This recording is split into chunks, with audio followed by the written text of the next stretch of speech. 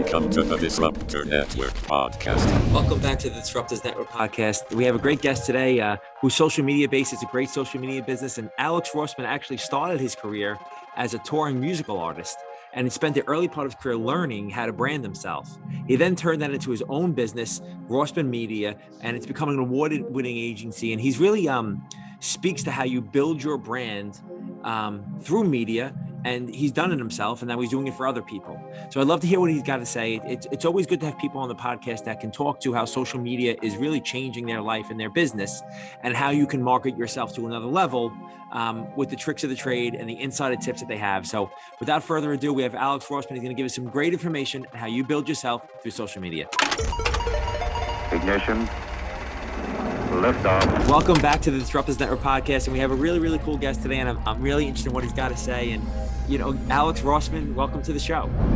Thanks, Ralph. Appreciate it.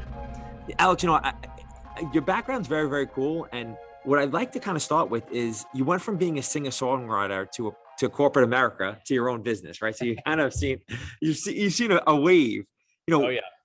And you went to an industry now with you have a social media agency or a marketing agency where you didn't have a lot of experience. What gave you the courage from your background, and talk a little bit about your background to kind of jump into this field? Yeah, no, great question. I get that asked quite a bit. I think there's always trying to figure out how did those all mesh together, because they are, pretty different. I started out as you said, a singer-songwriter, and I actually did a lot of my own marketing and PR. So I would go and make the songs in the studio. I'd go and perform them, live on stage. And then I would go do all my marketing. So I would, find press releases to really, boost out new songs. I would, create my own video content. And so from there, as I'm sure the music industry is very competitive, but I had the opportunity to be signed by a label, do the touring, really collaborate with some awesome artists that are household names, which was very exciting. And, then from there, it's kind of like, things hit and go well for a while. And then, music is tough. And so I said, how am I going to kind of shift gears a bit? And while I was doing music, as you said, I did work a corporate job, which I hated. I always hated working, for somebody else. It was just really never something that felt right to me and actually gave me anxiety. I just didn't like it. So I shifted and I took my skills really in marketing that I did with music and started my own social media company, because that's how I got a lot of exposure with my music, with social. And so, from there, I built a team. Our first client was the San Diego Chargers in San Diego. So I was knocking on doors, bringing in wine and trying to schmooze. And I finally got them as a client.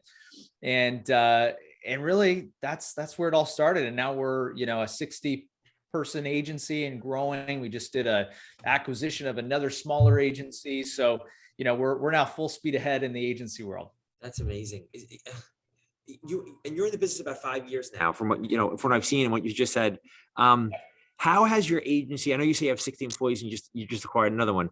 How have you seen? Because the industry changes so rapidly, right? Like 5 years ago, TikTok wasn't popular, and now it's one of the top. So how have you seen your agency kind of change over that time period to where you are now?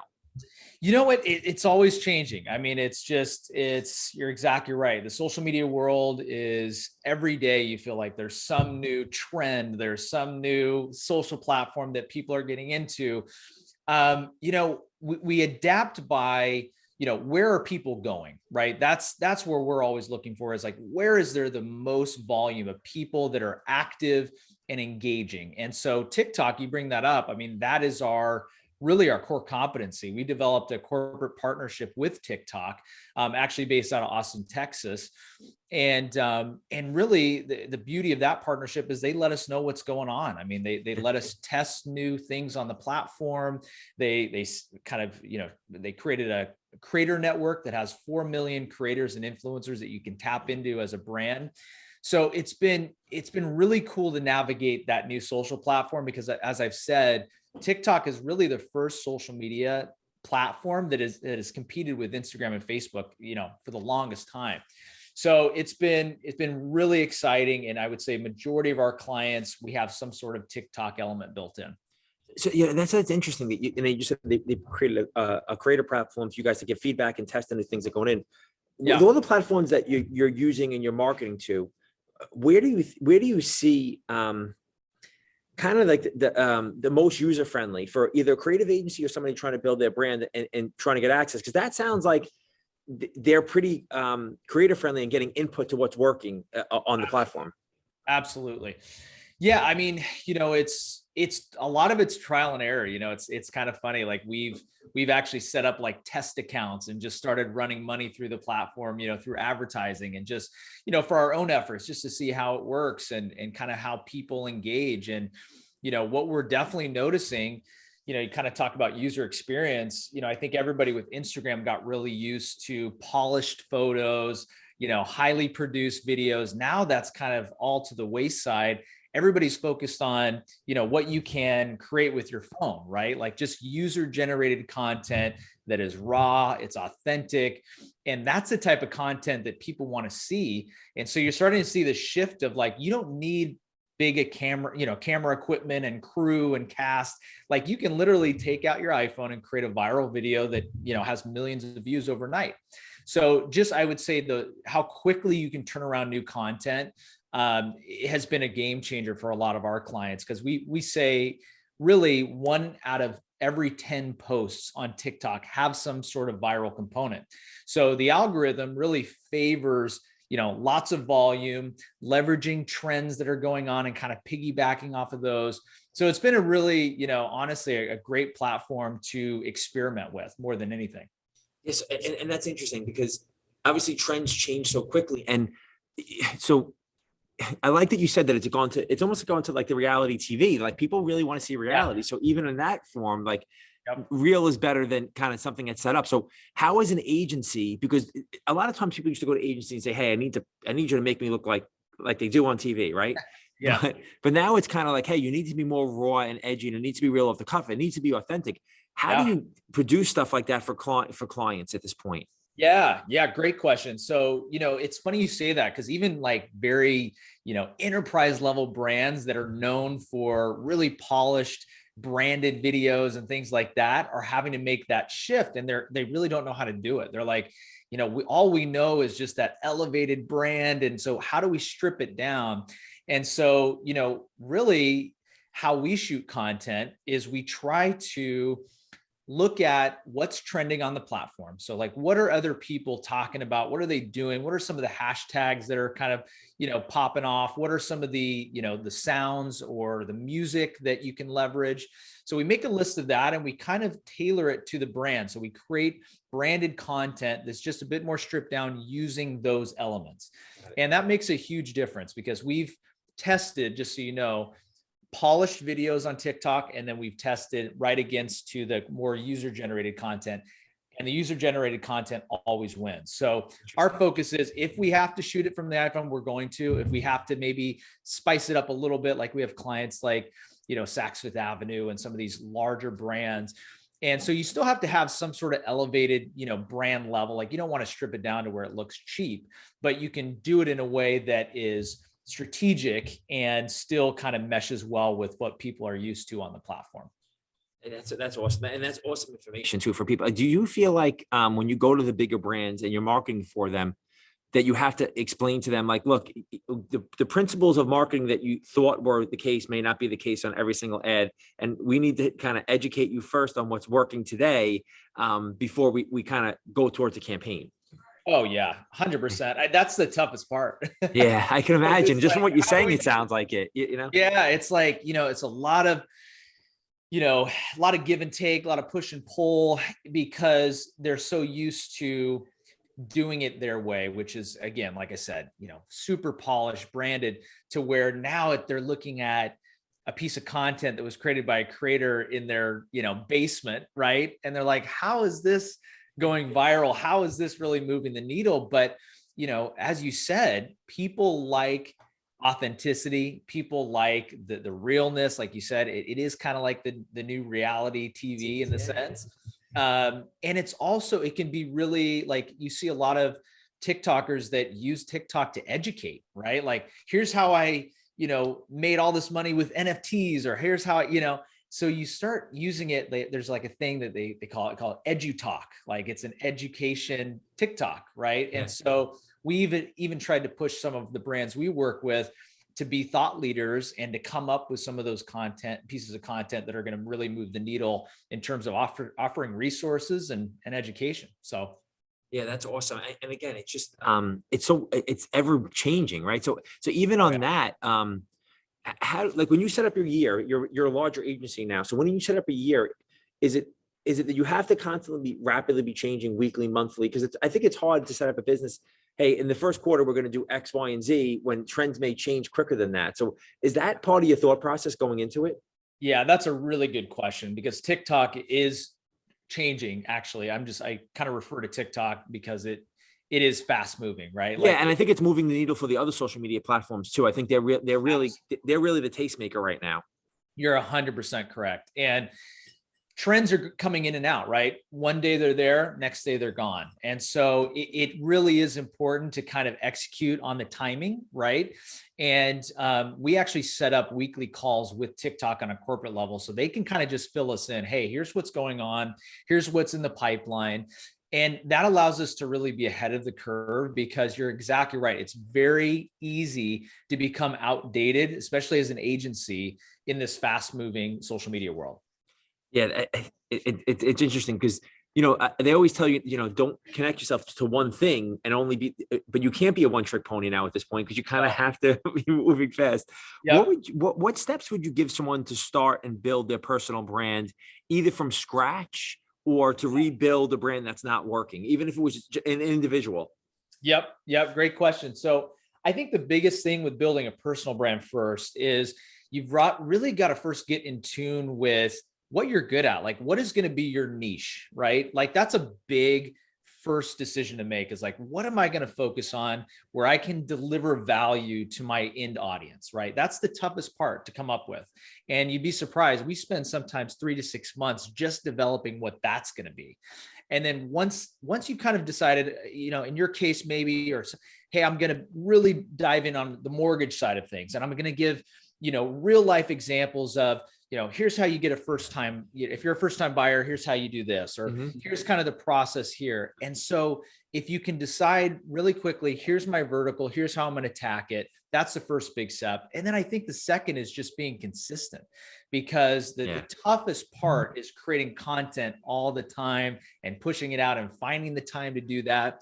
So I always encourage people to just kind of block out 1 to 2 days, maybe a month, where you're just shooting content that day. Block off your calendar, have a kind of a set shot list or things that you want to incorporate. Maybe have a few change of clothes. You've got kind of, your different outfits, and then just load up on content to where you have a full 30 days of content to be able to post. Some things are going to be more ad hoc. There's a trend that you want to jump on, things like that. But as long as you have a foundation for content and a good, what we call kind of an asset bank, it makes it much easier. So I would say kind of have a niche and vertical, and then just be super consistent. That's great. Yeah. And I agree with you. Consistency. I think that's what people don't understand. They figure they put one video out, it's going to go viral, and that's kind of, and it doesn't really work like that. Yeah. What hacks, algorithm based would you give people that they should be looking at? Like, hey, you need to post 10 stories a day, or you need to post once a day, whatever it is. Are there a few things you give tips to people for that? For sure. Yeah. So IG Reels for sure. So, Okay. Over posts, over stories, the Reels are really what's moving the needle on Instagram. So, and again, no surprise there. You actually said it, they're trying to follow after TikTok right now, which is kind of unique. Instagram even officially came out and said, hey, we are no longer a photo sharing app. We are moving towards video. So the more video content, that is definitely a hack. Use Instagram Reels because you'll get more exposure. You'll get more visibility. And then, with TikTok, I think the, best takeaway there is just the volume. And that's the toughest part. Like we've talked to influencers on the platform that have millions of followers, and we say, how did you get there? Like, what was the step? And most of them are like, I literally launched 5 to 10 videos a day.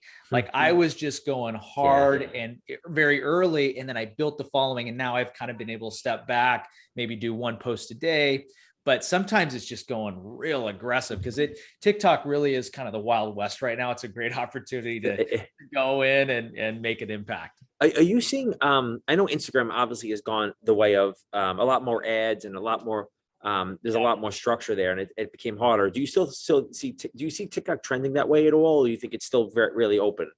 Yeah, that's a great question. So they have an advertising component now to it. So you're going to start seeing more ads for sure. But I think the way you see the ads are not going to look like the typical way that you see ads on Facebook or Instagram, where it says, sponsored post, boom, it's in your face, call to action. It's going to be more subtle, right? It's going to have more like product placements just within the video with a little button that you can click. And so it's going to be more user generated type ads, but you're not going to see it as kind of aggressively as I think we've come to learn Facebook and Instagram to be. Got it. Yeah. And I think that's what made TikTok. There's always a new platform that's cool, right? And I think TikTok stayed cool a little bit longer now because they weren't as corporate as Facebook has become with Instagram. What do you, how much of standard traditional advertising are you doing at this point? Any marketing that you're doing that's not social media based, that's traditional marketing? We're trying to get, honestly, we're the ones that are actually trying to pave the way for kind of pushing that aside. I think the traditional forms are changing a bit. Some of the things that I've seen actually do well are, more ads that are within podcasts, like sponsored opportunities within podcasts, as I'm sure, Sure. Looking at ways to kind of get involved in that sphere, I think is actually a growing space. But really our focus is, we're really focused and head down in what we know and what we feel can really deliver. So, our strategies when we deal with clients usually starts with social media really at the top, and then everything kind of funnels underneath it, because we believe that a lot of things now are starting on social from a marketing perspective. And that's really where we like to be. Yeah. And that makes sense. I mean, I think the way the world is moving right now, regional advertising and local advertising doesn't necessarily work the same as it used to work. So I think, but you can really hit everything if you go through social media. So what about, YouTube seems to be, in my opinion, probably the biggest income generator for the people who have a big YouTube following, but it's probably also the hardest platform to get a following. Are you using YouTube at all? And how do you advise people on it? Yeah, great question. So YouTube is you're exactly right, a great way to monetize your video content for sure. Great way to build, strong subscriber base. I look at YouTube as, it's still long form content, right? So it's not short form like TikTok. You can get away with posting a 10-minute long video. You can get away with really making an impact with larger, bigger pieces of content. And so we see a lot of like food bloggers or mommy bloggers who, are kind of showcasing, their kids and their family, kind of creating like longer series, almost kind of like a reality show where, they're posting every week a kind of new vlog series. I'm seeing that still be a very lucrative and very impactful platform. So YouTube, I'm still a huge proponent of, especially if you're really focused on video content. Okay, yeah, and I think you're right. I think it's the long form content that it's almost like your own show, but yeah, it's the same. So I was with I was with somebody yesterday, and I've met him a bunch of times before. His name is Kevin Harrington. He's a big author now. He wrote Mentor to Millions. He's got a bunch of books, and he was the infomercial king. So, and I was talking to him a little bit about that yesterday, and he was saying, I was like, what was the formula back there? He's like, you really had 7 or 10 seconds to pull people in, and then you had to show them in the first 7 seconds, you showed them what the issue was. And the second 15 seconds, you showed them what the solution was. And then you gave them a cliffhanger. And that was like his formula for all these great infomercial products. And when he said it, I was like, well, that's social media. Right. Yeah. So it's funny because I think some of the old stuff is still playing today. Are there any trends that you see coming that seem familiar already? Like that we can go back and look historically at, like something like that? Yeah. The traditional kind of ideology, like somebody has to see your product or service 7 times before they make a buying decision. Yeah. It is very much the case on social, right? Like you see it once and it's like, okay, cool. But the more they see you, the more visibility, really the bigger the impact, right? So if it's sales that you're after or followers, that's a really kind of traditional way of looking at marketing is the rule of sevens. And it definitely applies to social. So like, for example, a lot of our clients, they have some of these viral videos that are doing well. And then we do retargeted ads on the back end. So that person that saw that viral video is now seeing multiple pieces of content following that up. So that's a really good strategy. And again, I'm a firm believer. Sometimes it's more than seven, right? People have to see your product or service or what you offer, a lot before they really make a decision. No, that's really good insight, actually. And you're right. The rules of sevens makes a lot of sense for this stuff. Yeah. And you just said something else that kind of triggered something in my brain. It's like, a client will have a viral video and then we try to do ads around it. Because the news cycle and it moves so fast and our attention span is so short at this point now. And like, you could do something great and it could just be gone very, very quickly. Yep.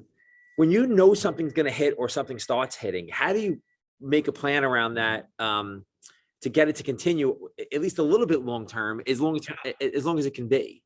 Yeah, that's a great question too, because sometimes it's like clients get really excited. They're like, oh my God, it's going. And then it just plateaus. Yeah. So it's like, it gets you really excited and then it falls off. So, we still believe, that, and this is becoming more and more relevant on all social platforms, it's a pay to play game, right? Like it really is. I mean, you've got to, if you want visibility of your content, you've got to put dollars behind it. And so, from what we do is if we notice something's really taking off, we're quickly putting money behind that and keeping it going, right? That's Gangnam Style, that big dance song years back. That's a perfect example of that. Went viral and then they just went hard on the advertising side. They got them in, I think Coke or Pepsi commercials. So, that's more traditional, but very much like with social, you can do the same thing, right? Just keep hitting it hard. There's a lot of, teams of influencers that are creating kind of their own media companies now, and they get these viral moments and then they just start pumping money behind it. And it's really if you have the budget, you don't even need to put that much behind it. Honestly, I mean, we have some clients that, they've got a bit of a smaller budget and they put, just $25 a day behind it just to keep it kind of going up. So you don't always have to think that you have to have this massive budget to have impact, but that's my thought there. And that's a good point, actually, because now you have influencer marketing has obviously become one of the biggest forms of marketing at this point now. And I'm sure there's new agencies popping up every single day. So a space that was really you were ahead of your time when you first started it, now has become very crowded. So how do you continue to differentiate yourself in that space that, I feel like more and more people are coming into every single day? Absolutely, they are. And you're exactly right. I mean, it is becoming an oversaturated market, no doubt about it. And I think it makes it difficult for brands to kind of weed through the noise and figure out who is going to be the agency that can actually support me. I think the biggest thing, how we separate ourselves is, kind of to one of my last points, like having a niche and a vertical that really works for us, where we know, hey, we can deliver on this, well. We're not going to be the agency that spreads ourselves too thin and tries to do everything for everybody. We really focus in on social media for consumer brands, right? So because we feel that, most of the time consumer brands, they've got a product to sell and it usually works pretty well on social. And so with influencers, we've actually developed a really large network of influencers that we can tap into really at, blink of an eye. And that's through really developing a creator network that now I think we've got a little over 2 million influencers that we've categorized based off of their industry. So, if we have a client that sells, food and beverage products, we have a category of influencers that we can tap into that are food bloggers, or, they do reviews on new, drinks that are out there. Right. So I think that's a big component is just having the infrastructure and the skill set to know, okay, this is what we do well. And this is why people come to us. I think there's a lot of kind of Me Too agencies that, that's why actually we get most of our clients from people that are upset, that are like, hey, we dealt with all these, bad agencies out there. We need somebody that's kind of a true partner. And that's really, really what we do. Yeah. And I think that anybody who's listening, this is where it comes in, that experience matters, right? Like, you've seen the space growing. If you continue to do stuff again consistently at a high level, those are the people you really want. And As new trends kind of come on, how do you see, what's next for your agent? What do you think is next for your agency? Like, where are you guys going? What does the next 5 years look like for you, do you think? Yeah. Yeah. Great question. We realize I'm kind of the belief that you always have to be learning, right? And you don't know everything, right? And that's why, my philosophy, even when we hire people, is hire people based on their zone of genius, their superpowers, and then just get out of their way.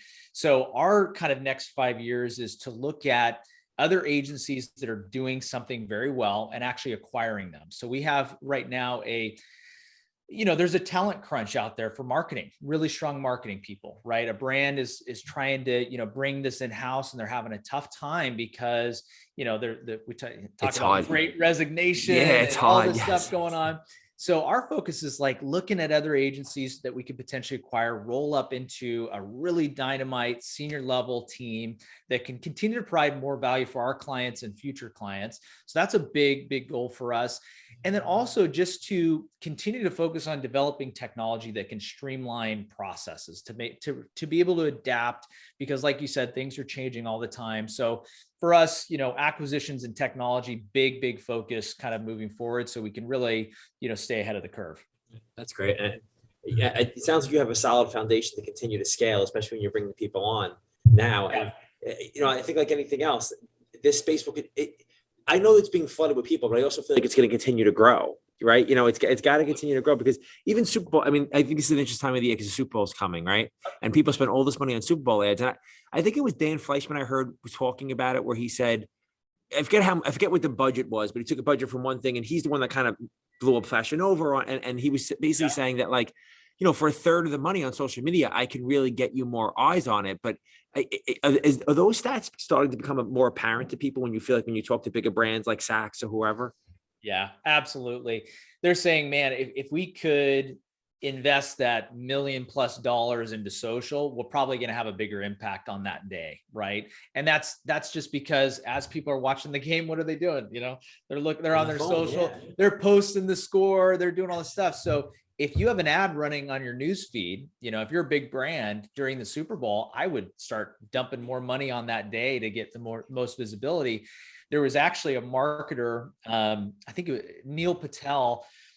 He actually did an experiment. I don't know if it was a Super Bowl, but he did like a TV ad, and he had it running during a really big time. And he just wanted to see, as a marketer, we're all always experimenting, what the click-through rate was and the call rate, and really, were there any leads generated from it? And he was very underwhelmed. He did this whole article of saying, like, TV is dead. If you're trying to advertise, move that over to social. And he actually did a side-by-side comparison, and it was pretty crazy. I mean, I think he spent like $500,000, and he got like 1 or 2 calls.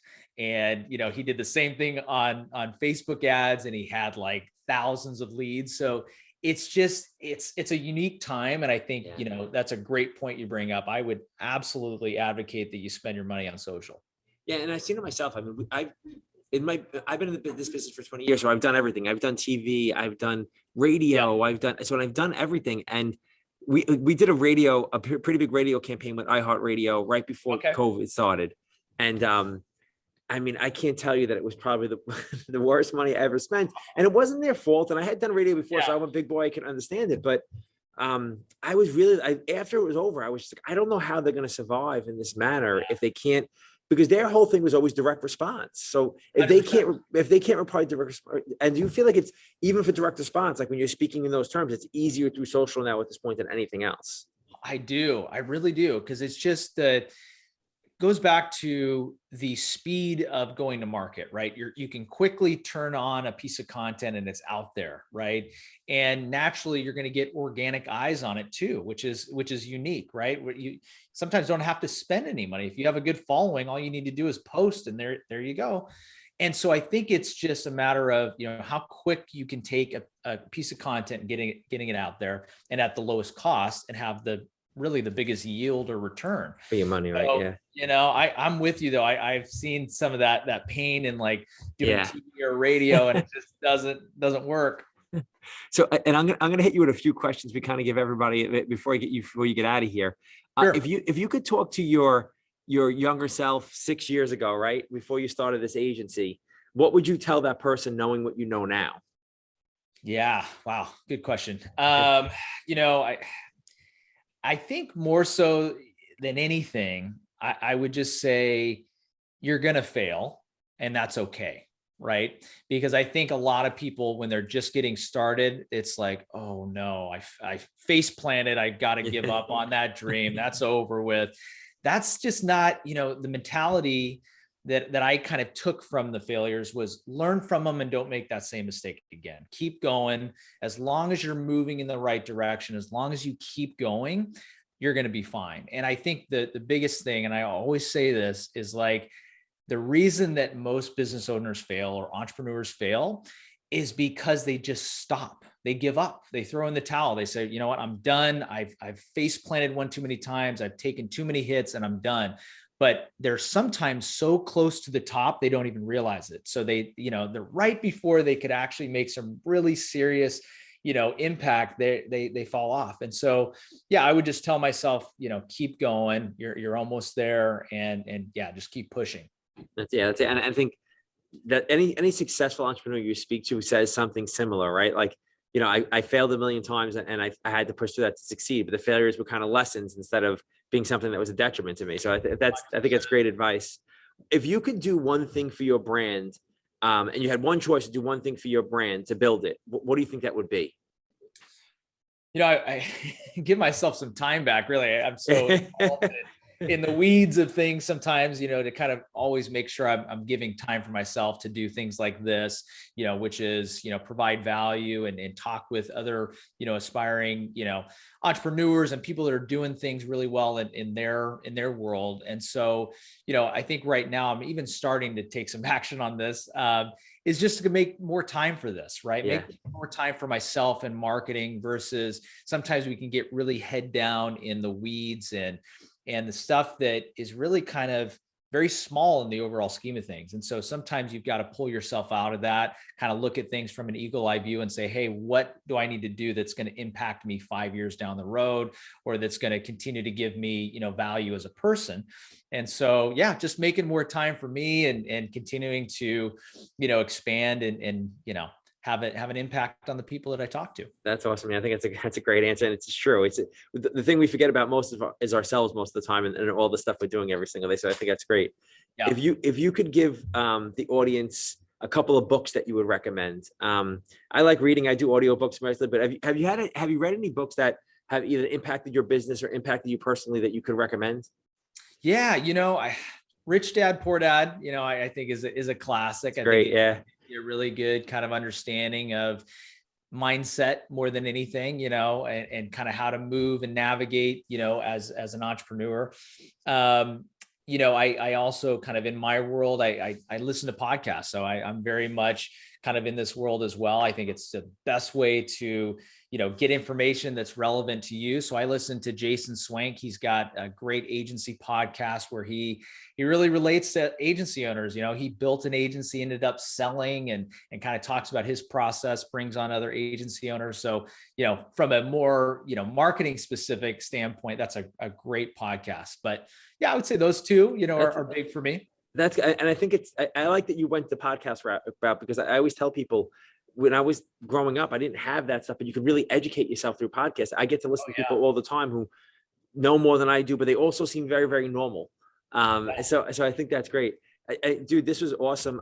Where is the best place to people to connect with you if they want more information on the agency or just you personally? What's the best way to connect with you?